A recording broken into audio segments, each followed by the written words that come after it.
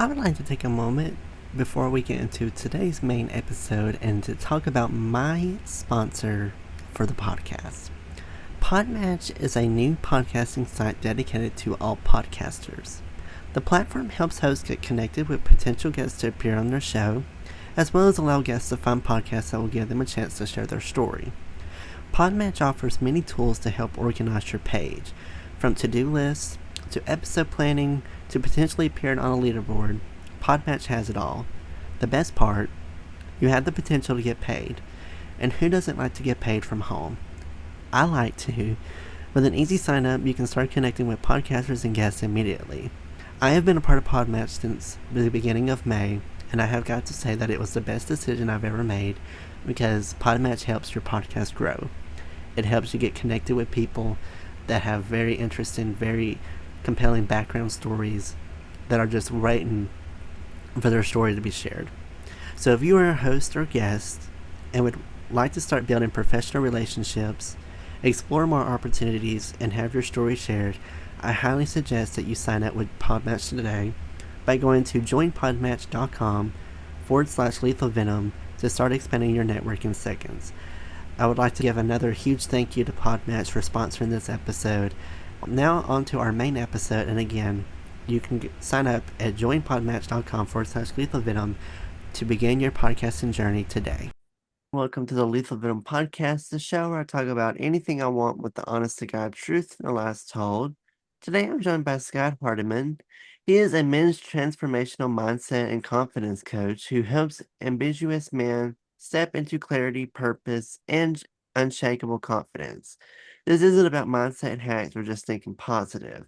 Scott guides men through deep practical transformation that changes how they show up in every part of their lives, getting clear on who they truly are, making aligned purpose-led decisions, building emotional strength, and cultivating self-trust even in tough times. With over 7 years of coaching experience and certifications in life coaching, NLP personal training, and training with leaders like Peter Cron and Connor Beaton, Scott brings a blend of expertise, lived experience, and deep psychological insight. His work is one-to-one, focused, results-driven, and designed for men ready to lead themselves, live on purpose, and create real momentum. So, Scott, thank you so much for wanting to come on today and share this some grateful advice with my listeners today. Yeah, thank you for having me. Appreciate it. So, if you could just share a little bit about yourself and a little bit about your background and what you do.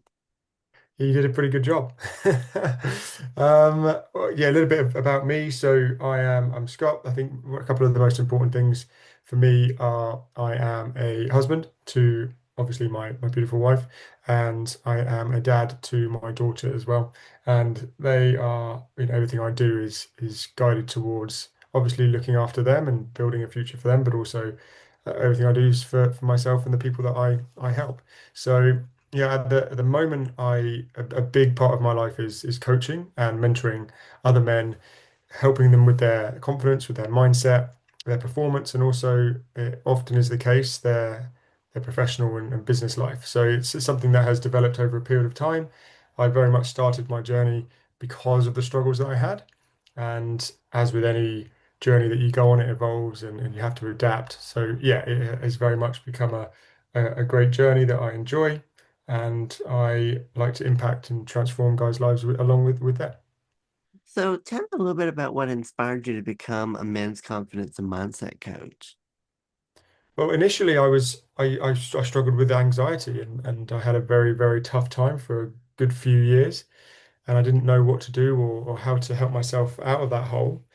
But it got to a point where I was in a lot of pain. I didn't know who to turn to, where to go, who to speak to. So therefore I just kept it to myself and learnt to manage very poorly, which wasn't good for myself, obviously, but also the people around me. So because of those struggles, I started to think, okay, well, I hit ultimate pain. I need to do something about this now. Enough of kind of ignoring it and not putting enough effort into understanding what it is and how I can overcome it. So I threw myself into personal development. I started with one book and then another book, and then it came down to just joining courses and trying to do anything I could to help me through the time that I was going through in that moment. and I managed to take myself out of that hole gradually. It wasn't something that was instant, but I gradually started to help myself, and I started to think more clearly, have more confidence. My anxiety started to subside, and I thought, wow, I've got something here. Let me see if I can help other people. I had this real desire to help others. I actually didn't help specifically men, but I started helping anyone and everyone, and it was very fulfilling. People were getting results. And then I started to get a lot of contact from men specifically going through very similar challenges that I had, where they didn't know where to go or who to turn to or who to talk to. So I thought, okay, I'm going to pivot here because I've got something that I know works. I've been in that position. I can resonate with those guys, and here I am. So how did you personally overcome your anxiety and low self-confidence? Yeah, great question. I think one of the fundamental steps for me was trying anything and everything. I did. I always say this to my clients. If something works, great. If it doesn't work, great. There's plenty more that will work at some point. You just got to give things a try. It's like that, and you may have heard of it before, but your favorite ice cream. How do you know what your favorite ice cream is? Well, you try lots of ice creams to get to that flavor. So for me, I tried anything and everything. And the one step that really stuck with me, and actually I would say it's pretty universal, is language and understanding the language that I was using and the impact that it had on me, because I'm a firm believer in limiting language leads to a limited life. So the first step for me was to raise my awareness and say, okay, what am I thinking? What am I saying to myself? Is it limiting? Is it unhelpful? Is it negative? Is it positive? And for me at that time, it was undoubtedly extremely limiting. So I dived into that and really made a shift around my language and the words that I was using. And then that started that turning those wheels and creating that shift. And I could start to see with more clarity. And therefore I tried more and I kept building. What are some of the most common mindset blocks that hold men back today? Well, I would say it very much with mindset, what I tend to find is that we need to track back and start to understand what it is that is really causing the challenge that we're experiencing. So from my perspective, and it's something that I learned from a mentor of mine, is that the experience we're going through, the result that we're getting is just a symptom of something that we're ignoring. So we need to reveal what that root cause is so that we can change the top level result. And with men these days, I think at the moment what I'm seeing is a lot of lack of confidence. They don't feel like they're good enough. They don't feel like they're worthy of success and what they want from life. And often something that I used to come from is I don't feel safe in the world. I didn't used to feel safe in the world that I was in. And I think a lot of guys at the moment are going through that. And I would say that that kind of makes sense in the world we live in. So the ones that I tend to see that are kind of driving the results that they're getting is I'm not good enough, I'm not worthy of what I want, and also I'm not safe in this world. Has there been a story of a client's transformation that has really impacted you since you've started this journey as a mindset coach? Oh, yeah, so many. I think for me, a big one of late is a gentleman that came to me and he was just completely filled with riddled with anxiety and he didn't know where to turn and what to do. And he was a very successful guy. For me, I think there's this misconception that not everyone experiences anxiety. Well, everyone can, and it doesn't matter what level you are at in life, or what journey you're on, you can experience it. But this particular gentleman, he owned a business and he was doing very well for himself, but he was not enjoying his life, and he had a very physical symptom to anxiety. So for him, he would get very nervous, he'd sweat a lot, just in situations that he never used to. So it wasn't something that he always experienced. We spent it was 4 months together, and he's just a completely different guy. He walks around with confidence, his head held high, engaging in the way that he wants to, and actually living life the way that he wants. And I think that was probably the most recent example of a guy that I worked with that had a huge shift in actually a short space of time. 4 months is really not long in the grand scheme of things. So yeah. How do you balance ambition and personal well-being while you're chasing big goals? Yeah, I mean, you be ambitious. I'm a firm believer in that. Strive for something that really is going to stretch you, because I'm a fan of stepping out of our comfort zones. If we step out of our comfort zone, we experience growth.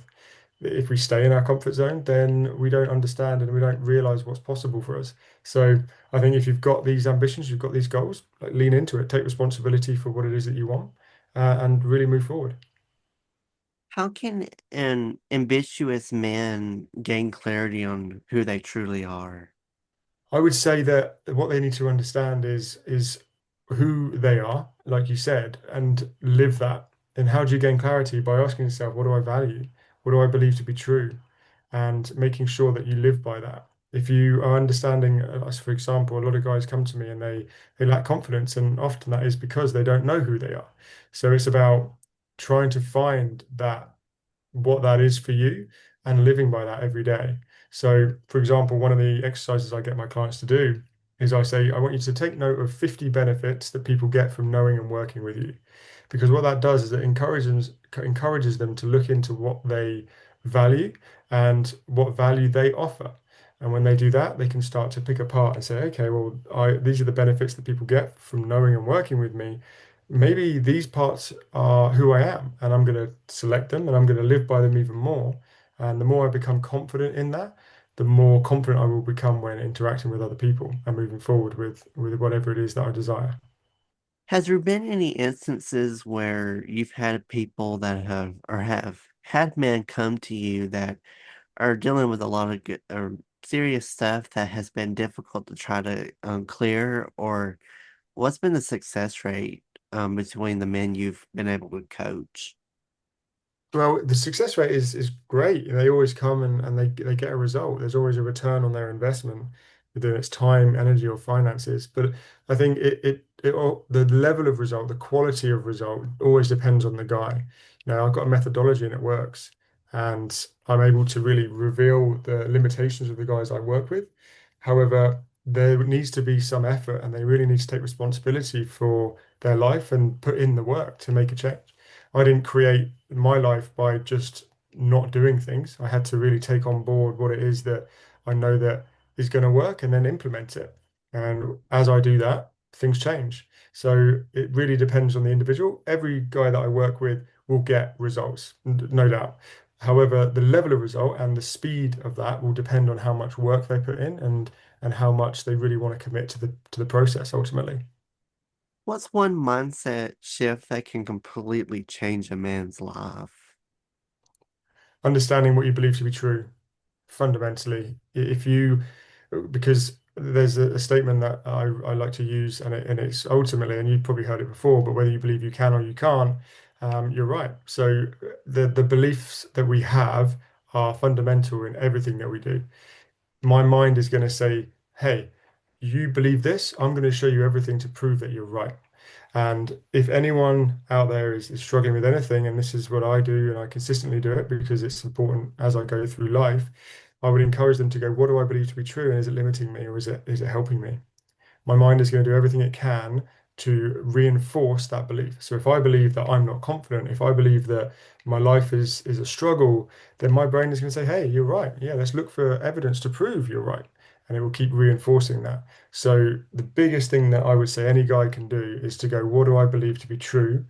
Is it helping me or is it hindering me? And if it is hindering, we need to go about changing that because the brain can't hold two opposing beliefs. So if we've got a belief that is limiting, but we want to create a belief that's powerful, we need to feed the belief that we want so the other one fades away. One thing that a lot of people don't understand is that this kind of setbacks can happen to anyone. And one of the things that people don't really understand is a lot of high achieving men that are so successful, they feel stuck. Why is it that so many of these men that are so successful in life tend to be the most men that feel stuck? Yeah, usually it's because they're coming from a limitation, and what they've done is they've done anything and everything to not feel that limitation. So, for example, if they're coming from a place of not good enough, which not feeling good enough or not good enough in general, and that usually is created from past experiences. It doesn't necessarily, for me, matter where that has come from. Therapy would also help with that. But if they are coming from a place of not feeling good enough because of because of what's happened in the past, then they're going to do anything and everything to not feel that. So they're going to try and strive for more and be successful and push, push, push, push, push. and grind to be the best they can be, so they don't feel not good enough. And that's when they get to that point of, and there's a quote that I love, and it's the best version of their limited selves, where they are successful, they are good, they're experiencing life in a way that they probably had hoped, but they've been coming from this limitation, and ultimately what will happen is it will catch up with them. And that's what I tend to see. They have a lot of success. They feel like they should be happy and content, but the reason they got to that success is becoming because they're coming from an unhealthy place. So for me, it's very much about revealing that limitation, and then, like I said earlier, going about resolving it. And then what that does is you become the best version of your best self. You have that success and you enjoy it, and you understand that you're worthy of where you are, rather than continuously trying for more and more and more, and never feeling enough. Have you run into this occurrence? And I don't know where it is from where you are, but here in the States, a lot of people, especially men, tend to be silent and they don't open up about um their feelings because we over here in the United States tend to have this persona that men are supposed to be tough and supposed to be nothing gets into and gets us and affects us.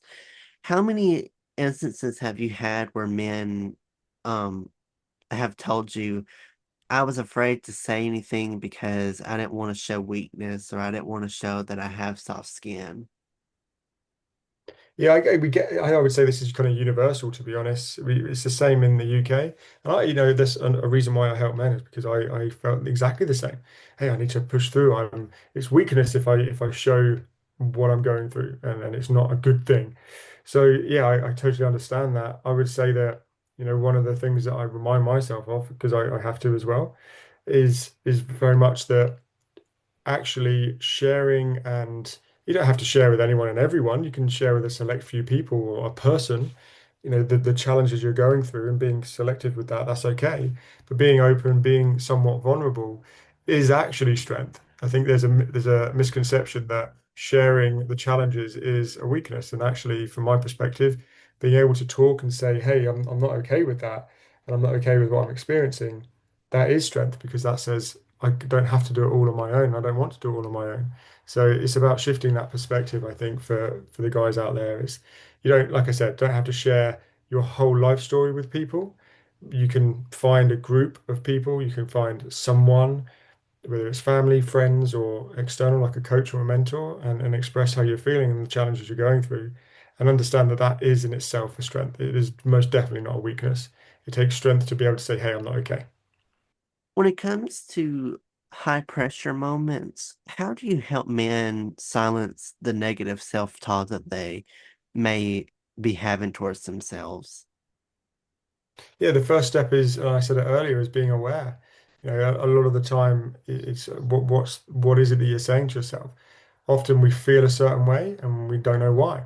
Why did these guys will come to me and go, I just feel frustrated, I feel angry, and they don't know why they do. And I always track back and say, well, what were you thinking? Because our thought creates an emotion, and our emotion creates an action, and our action creates a result. So if I'm feeling frustrated, if I'm feeling angry, if I'm feeling sad, I was probably thinking something before that has triggered that emotional emotion and that feeling. So the number one thing is say, okay, well, what am I thinking? I really need to raise my awareness. And awareness is great, but on its own, it's just crap, because we need to take responsibility for that awareness. But the first step is, what am I saying to myself, rather than what am I feeling? Because feelings are okay, but they're a lousy indicator of truth. We need to understand, what am I thinking, to help me realize what I am feeling, and then I can then do something about those thoughts and create a different emotion. How do you help men? What advice do you have for men that may be dealing with the same issues now that they've been scared to reach out and get help? What advice do you have for them to where they can take the first steps today to help them get to live a better life? We'll start small. I think with anything, you can go big or you can go small. And if it's something that you really don't want to go big on and start to express yourself fully, then start really small, and maybe just have a search, listen to a podcast, pick up a book, go to an event where there are lots of other people going through similar challenges or looking to better themselves, and you will come across people that will be going through something similar, and therefore will give you that confidence to say, okay, well, actually, there's something that needs to change in my life. So it's very much about, if you don't want to go big and say, I'm going to go get a coach, I'm going to go and speak to someone, then start small, very, very small, and then build from there. I think that's such great advice because a lot of men today they tend to be real quiet. And this is something I always preach and, advocate for is that men have feelings too. We're not 100% the tough guys all the time. We do have moments where we need some guidance, and we have moments where we need to open up and share our feelings. So I've always advocate that I would don't stay quiet. If you need help, personal help, don't be afraid to reach out and get that help because it'll be so worth it in the end. You'll feel so great and be so proud when you'll be feel proud of yourself to be able to open up and share your story with other people because it's another thing that you never know. You might say your story to somebody, and that person you're talking to is actually it would help them too. So I would never be afraid to open up and be able to share what you're feeling, and because you'll feel a lot better, and you never know, it might actually help someone else open up to someone else as well. Yeah, I totally agree, and it's so often the case. If these guys that are listening, or anyone really, and they're concerned about sharing how they feel, if they were just to track back, I think in the moment our brain can give us lots of reasons as to why not to do something. But if we just stop for a second and say, okay, well, actually, let me think about times in the past where I have opened up, even if just slightly, has someone else benefited, and has it sparked conversation, and then have I been able to help someone else? Because often when we help someone else, we feel better as well. So yeah, I totally agree. One thing that a lot of men probably have a lot of questions, but one of the questions I have is if they would like to reach out to a mindset coach, where do you recommend of men to actually go and look for one? Do they need to get like a doctor referral? Do they need to have like a therapy referral? Or what advice do you have for men that are wanting to maybe start coaching today, but they don't know where to start? Yeah, I mean, what a great question. I would say that fundamentally it's about understanding what is it that you want from a coach. Is it, or what do you want in general? Do you want to move forward in a specific area of your life? What area is that? Because there are so many different specialists and professionals out there that are very niche, and they do relationships or money or mindset or confidence or business. So start to think, what do I want from a coach? Am I suffering with something that I want to overcome? Have I got goals that I want to achieve? And start to paint a picture of what you want from a coach, and also what style you like. Do you like someone that's direct? Do you like someone that is quite soft and understanding? Do you like a mixture of both? Do you like a lot of accountability, or do you just want to be left alone? There are so many different factors. So start to ask yourself the questions of, what do I want from someone that can help me, whether it's coaching or therapy or medical advice. And then once you've got that, go out and search. I think a podcast are a brilliant idea. I think Google search is really powerful. For example, I live in the UK, but I have clients in the US, and often they find me through Google, but they are okay with the fact that we do our sessions on Zoom. Some some guys out there might not want that. They might want in person. It really depends on you. So figure out what it is that you want, and then go about doing anything and everything to get resourceful for yourself, and find a way to get that support, because there is so much out there. And I would also say, by the way, go and talk to multiple coaches, and get a vibe. Do you vibe with this person? Do you like them? Do you want to share your journey with them, and have them help you? But yeah, a Google search, checking out social media is good. Listening to podcasts, and also speaking to people around you, because you'll be surprised that there are a lot of people around that have had coaches and have experienced it before, and would definitely have someone they'd recommend.